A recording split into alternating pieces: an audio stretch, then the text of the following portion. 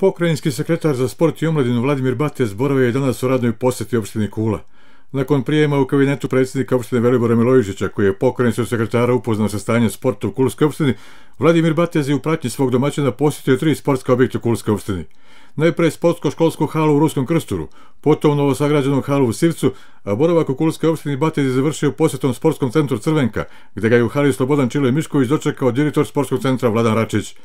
Sumirajući rezultate današnje posjete, pokrajinski sekretar za sport i omladinu Vladimir Batez je rekao: Pa ja sam ovdje već bio pre 2 godine sa predstavnicima opštine Kula i pokrajinski sekretarijat za sport i omladinu je finansirao izradu projekta za sanaciju hale u Crvenki i siguran sam da ćemo sada uložiti dodatne napore da krenemo u realizaciju tog projekta.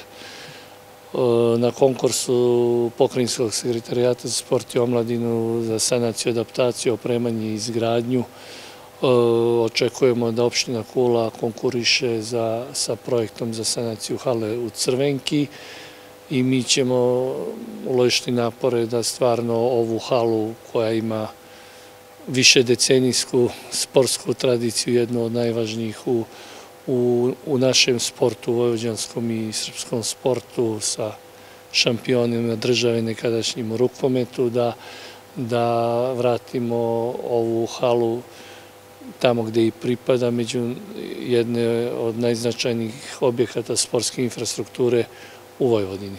Osim posete hali u Crvenki sa predsjednicom opštine i sa predsjednikom opštine Veliborom Milojičićem obišli smo i hale u Ruskom Krsturu i u Sivcu. Tako da cilj današnje posete je, kao što sekretarijat i praktikuje, da obilazi sportski objekti lokalne samouprave i da vidimo šta su to prioriteti za lokalne samouprave vezano za izgradnju ili sanaciju sportske infrastrukture. I u cilju tog obilaska imao sam priliku danas da prvi put vidim i halu u Ruskom Krsturu i halu u Sivcu, koja praktično treba da uskoro bude zvanično i otvorena, tako da u tom smislu mogu da kažem i da pohvalim pre svega lokalnu samoupravu koja je, mislim u ovom momentu da nemam informaciju da je neka lokalna samouprava sama finansirala izgradnju jedne hale na teritoriji svoje opštine, kao što je opština Kula isfinansirala halu u Sivcu. Tako da ono što je sada do nas je da i ovu revitalizujemo halu u Crvenki i pokrajinski sekretarijat i pokrajinska vlada sigurno će uložiti napore da što pre krenemo u realizaciju tog projekta, a ja pre svega ili na kraju da kažem da sa opštinom Kula imamo kao sekretarijat odličnu saradnju godinama, jedan stvarno partnerski odnos. Nije prvi put da sam ovde, često sam gost vaše opštine i zahvalio bi se predsjedniku Veliboru Milojičiću na pozivu i na svemu onome što je danas organizovao da zajednički obiđemo i uradimo u opštini Kula. Predsjednik opštine Kula Velibor Milojičić je najavio da će krajem 2019. godine opština Kula biti jedna od retkih koja će imati 4 moderne sportske dvorane. Ja bih se pre svega zahvalio gospodinu Batezu na današnjoj posjeti, na svojoj dosadašnjoj saradnji, na pomoći koju je do sada pokrajinski sekretarijat za sport i cela pokrajinska vlada na čelu sa gospodinom Mirovićem uložila. Ovo je jedna radna posjeta, redovna. Obišli smo, kao što je rekao sekretar, objekte. Najvažnija stvar, a vezana je za ovu posjetu, je razgovor i dogovor oko aktualnog konkursa koji je raspisao pokrajinski sekretar za rekonstrukciju sportskih objekata. Mi smo u saradnji sa pokrajinom uradili kompletnu projektno-tehničku dokumentaciju. Ukupna vrednost svih radova na rekonstrukciju ovog objekta je oko 50 miliona dinara.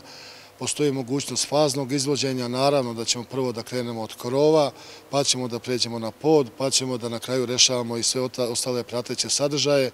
Znači, imamo spremljenu konkursku dokumentaciju, imamo obećanja sekretara i sigurni smo, kao i do sada, će maksimalno izaći u susret. Naravno, i druge lokalne samouprave konkurišu.